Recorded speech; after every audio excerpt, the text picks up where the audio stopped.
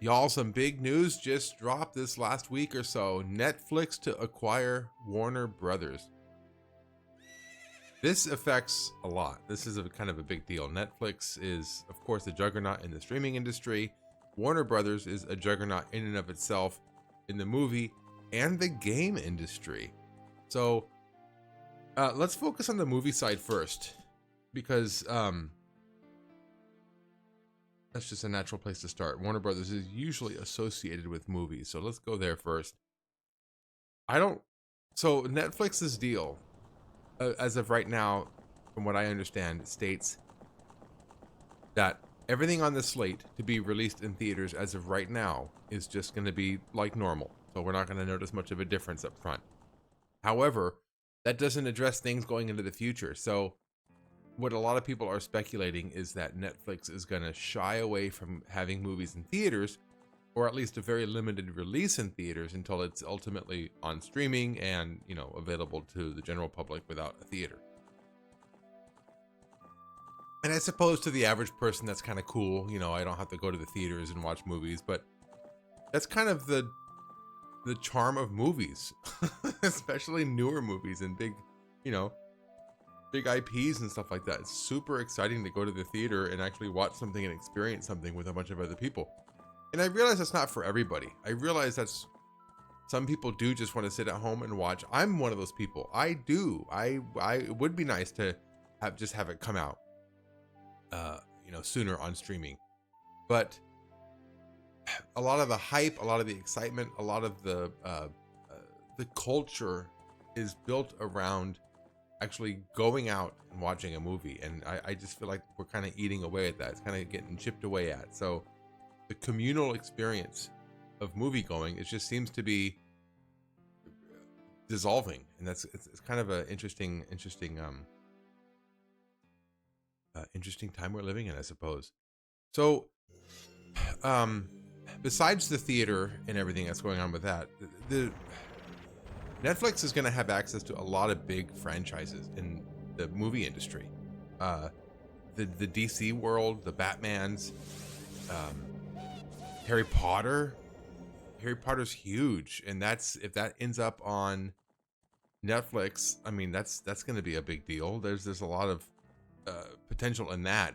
I know they're already going to be doing a new show. We're gonna get more. Just prepare for it. We're gonna get more stories told than just the upcoming 7-year saga. So we're gonna get more than that. The Matrix, my goodness, the Matrix, only 4 movies in that franchise, but that's a big one too. The Batmans, like I said. So yeah, some big franchises in here. So we're a little. It's a gold mine for Netflix. Oh, speaking of gold mine, I should mention that this is over $80 billion acquisition. $80 billion Netflix is spending. So yeah, that's the movie side. The gaming side, Warner Brothers has a gaming studio, and they were already kind of trying to farm it out to somebody. I definitely heard of that. So again, the Batman games, the Arkham City and the Arkham Asylum, who knows? Netflix doesn't really have much gaming. They don't do gaming. So are they going to dip into gaming? Are they going to try it? Are they going to explore different avenues? If so, maybe this has potential. Maybe they can potentially save WB Gaming, because I would love not only another Arkham game, I would love another Lord of the Rings game.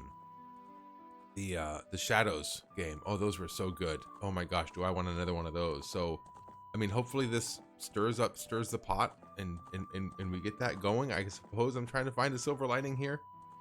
The Lego games, those are popular. I've played a couple of those. They're definitely fun, and I don't know if that's going to go away. I don't know if the gaming side's going to go away or what's going to happen, but yeah, this is an interesting one. This is a very, very interesting acquisition.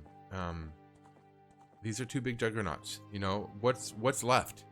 You're gonna have the Netflix umbrella of movie industry, and then what? Fox and Paramount. I mean, what other big movie industries? Oh, Disney, right? There's Disney. I'm trying to think of them off the cuff. I don't know, but I'm thinking, I don't know. With some of these movie industries, maybe should be broken up into smaller pieces, and maybe we can get some more variety in smaller and mid-budget movies. Because as of right now, a lot of movies are either Netflix-style movies, which are the really flatly lit movies, you know, the cookie cutter, real quickly spit out movies, and then we have the Avatars and the Avengers, right? The multi-billion-dollar franchises and the tiny little things. We need those mid-budget movies back. You know, we need some basic movies that yeah, something needs to be mixed up. And this to me doesn't seem like a mix-up. This to me doesn't seem like something to shake up the movie industry to really get it on a different track or the right track or what have you. This to me just seems like a homogenization of the movie industry. It feels like it's all going to become very, very white noisy. I'm not a big fan of this merger. I think we should be splitting some of these industries up. What do you guys think? Let me know in the comments. That's all I have to say about that as of right now. Let's get in to some Zelda, shall we? Let's get in some Zelda.